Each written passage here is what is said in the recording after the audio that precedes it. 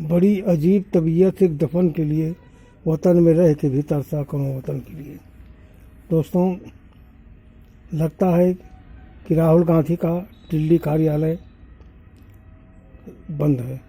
लगता है कि शायद कोई सूचना राहुल गांधी तक पहुंचाने में मतलब वो मौजूद नहीं है।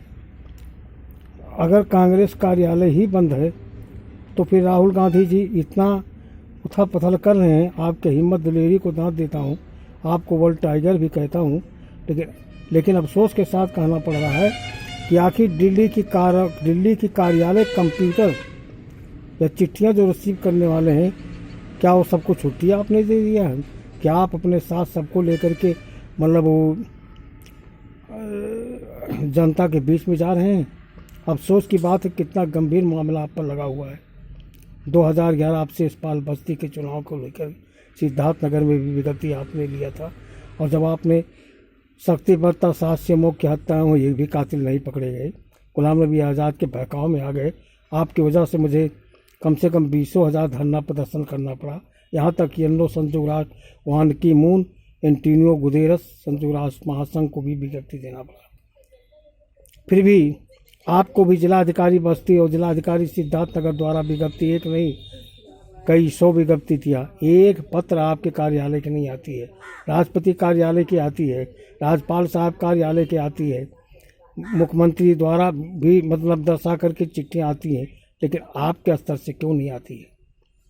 जबकि मामला एनआरएचएम का था, आशा आंगनबाड़ियों को और तमाम समूहों को सहारा है, उसमें संविदा कर्मचारी हैं, उसमें पुरानी पेंशन बहाल का मामला है, तमाम समस्याएं, कई करोड़ लोगों की समस्याएं हैं।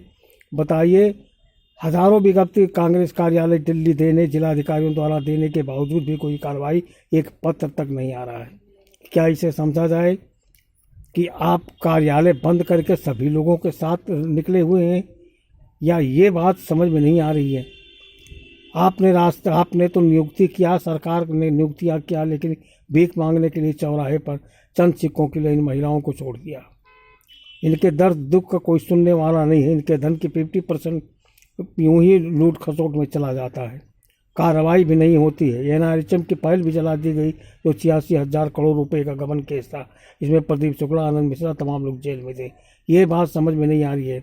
माननीय राहुल गांधी जी, पहले तो आप पर डायरेक्ट आरोप लगा रहा हूँ, ये भी नहीं किसी दूसरे पर। उसकी साबूत जीता जागता साबूत बस्ती का और सिद्धार्थनगर का पेपरों ने दर्शाया था। उस समय वो कटिंग भी मेरे पास है। एनआरएचएम की फाइल जला दी गई, वो भी मेरे पास है।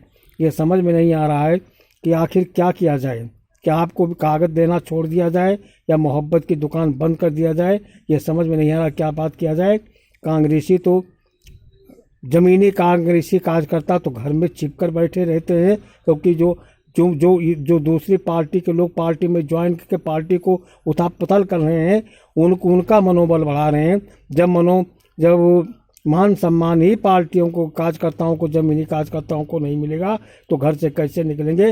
राहुल जी, आपसे निवेदन है, अभी वक्त है, सवेरा है, आप अपने कार्यालय को संभालिए।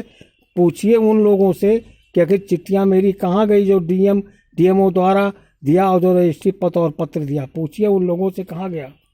आशा है कि ये संदेश जहाँ तक जाता है, सभी कांग्रेसियों से निवेदन है कि आप हाईकमान तक इसे पहुँचाने की कोशिश कीजिए।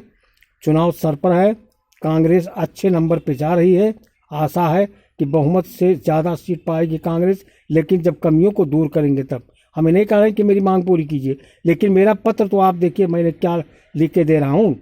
आशा है कि इस पर यह पत्र वहाँ तक पहुँचाएंगे। जय हिंद, जय भारत, समाज सहयोग, सिद्धार्थनगर, उत्तर प्रदेश।